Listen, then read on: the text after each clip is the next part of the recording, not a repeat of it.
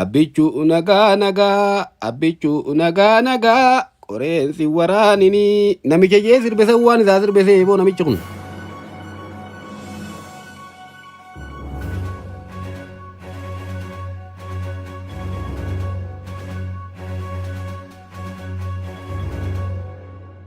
Haga tana dura aboo dhaabbadhu namichoo jaanjoo jennee itti himnu didee ammaan kanaa muddameeti oppillee taajee Joo Baayidaniif waraqaa takka barreessaa bara maal jechuudha maal jechuu jeetaayee danda'a maal jechuu akka taate gaafa finqilsi qabe agarta gaafa finqilte agarta jaanjoo itti himaa ooltus haga ishiin gara galtutti hin galtuuf amma dachiin siin gara gallaa waan biraa lallaaqu jirta jechaa biyyi.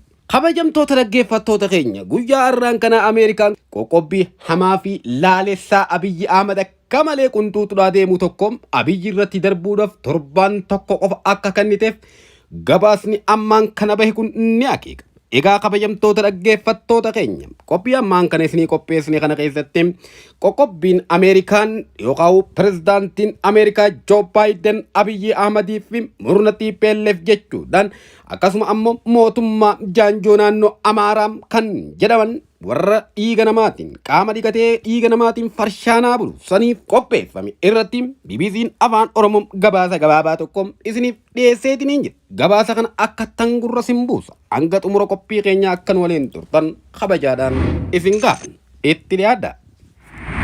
Pirezidaantiin Ameerikaa qaamoleen lola Tigraay keessatti qooda fudhachaa jiran irratti qoqqobbii cimaa fudhachuudhaaf kennaniitiin hin jiru. Qoqqobbichi kun murna aangoo irra jiruu fi TPLF fi akkasuma ammoo mootummaa naannoo Amaaraa irratti kan xiyyeeffate akka ta'es himamaatiin jira. Qaamoleen lola kana keessa jiran torbaanota muraasa dhufan keessatti lola dhaabuudhaaf yoo walii hin galle ajajni kenname kun kan raawwatamu jechuudhaan dubbatameetiin jira. Joo Baayiden ji'oonni muraasni haa kennamuuf isa jedhame diduudhaan lolli kun torbaanota muraasa gidduutti dhaabbachuu akka qabu akeekkachiisaniitiin jiru.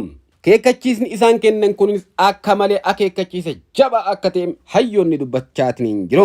State Departmentiin namoota qoqqobbiin kun irra kaa'amu akka adda baasuufis hojii manaa itti kennameetiif jira.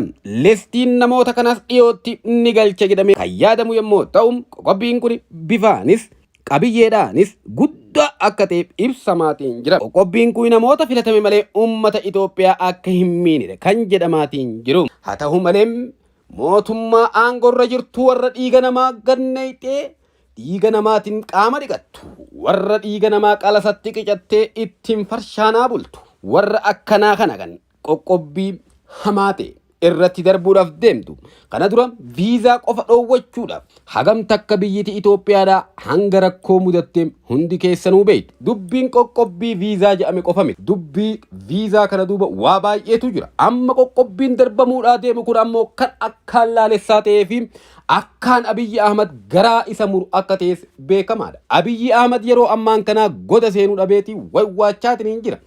Akka ganama kana barreeffama tokko maxxansetti Jibriil walitti dhuftee wajjin maarree taatee leenca hiitii minaamin sil nabbara. Kana jechuunsaa gartee nuti illee yoo takkoofne qoqqobbii kana jala namoota saamuudhaaf qophiirra akka jirantu mul'ataatiin hin jira. Itoophiyaan yeroo ammaan kana rakkina hamaadhaaf kan saaxilamtee jirtu yommuu ta'u haala kanaan kan itti fuftu taanaan ammoo qoqqobbiin inni lammadaa kun irra darbame jechuun isaan aangawoota mootummaa kana daaraa isaan naquudhaaf qoqqobbii kana darbaatiin hin jiran. Haa ta'u malee dubbiin akka isaan jedhan kana miti. Dubbiin biyyattii Itoophiyaa amma ofiifuu unkura lolaatiin daaraa taatee ikoonomiin ishii dhukkee taate kana daranitti kan garaa madeessuu fi daranitti kan beelaaf saaxilu akka ta'e beekamaadha.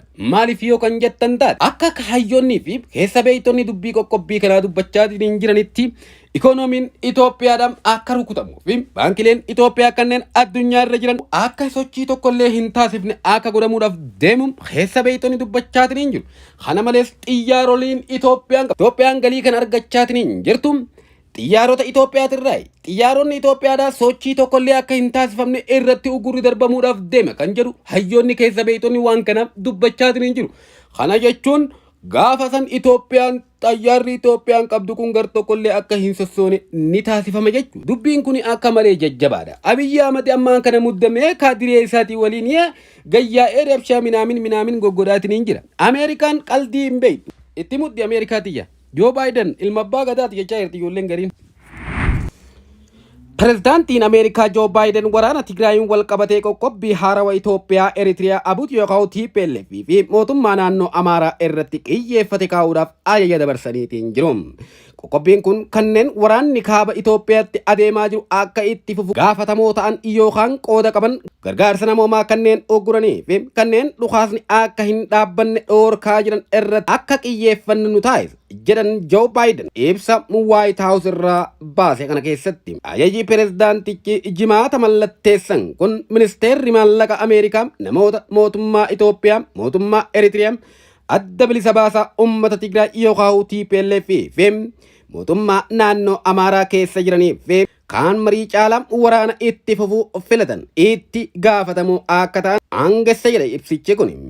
Qoqqobbiin kun uummata Itoophiyaa yookaan Eritiriyaa irratti osoo hin taane namoota dhuunfaa yookaan qaamolee hokkara oofaa jiranii fi rakkoo namoomaa hammeessaa jiran irratti kan xiyyeeffatedha jedha pirezidaanti Joo Baayiden.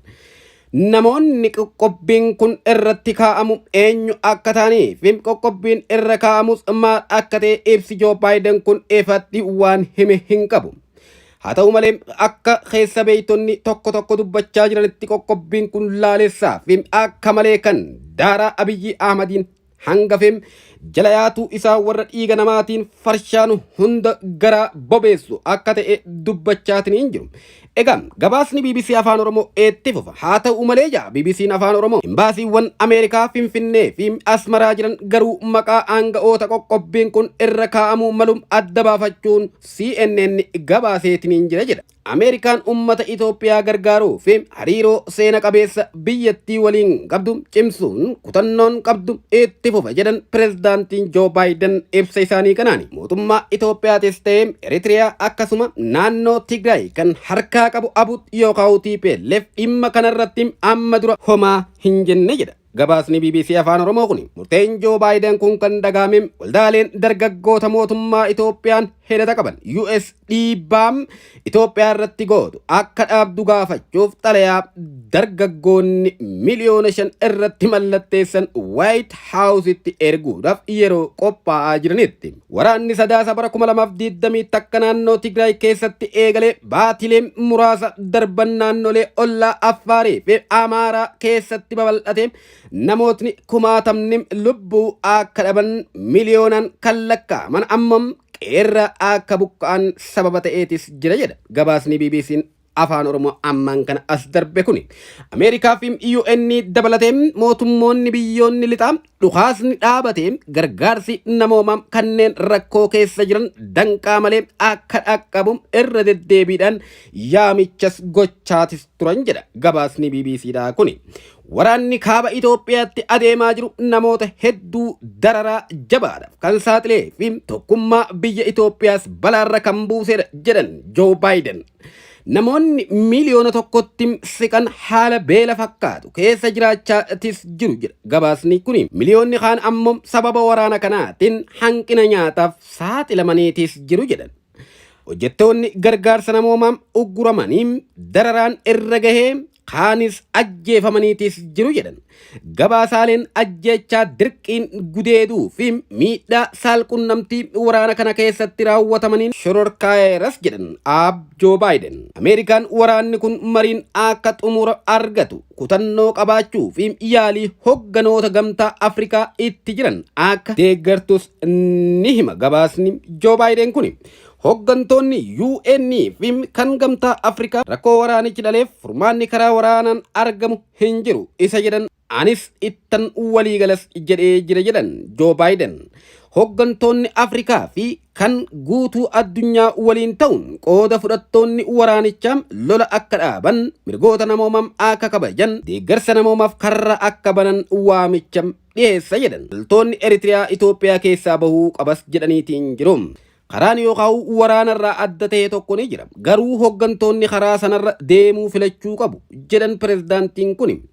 Miidiyaan Ameerikaa CNN qondaala olaanaa bulchiinsa Baayiden wabeeffachuudhaan akka gabaasetti Ameerikaan ajaja olaanaa pirezidaantichi mallatteessan hordofuudhaan battalumatti qoqqobbii hin labsine. Garuu yeroo gabaabaa keessatti qooda fudhattoonni waraanichaa dhukaasa dhaabuudhaaf gara marii akka seenan kanarra dabree yoo karaa waraanaa kan filatan ta'e ammoo tarkaanfii jajjabaa fudhachuudhaaf qophii ta'uu qondaalli maqaan hin dhahamne kun CNN'tti himaniitiin jiru.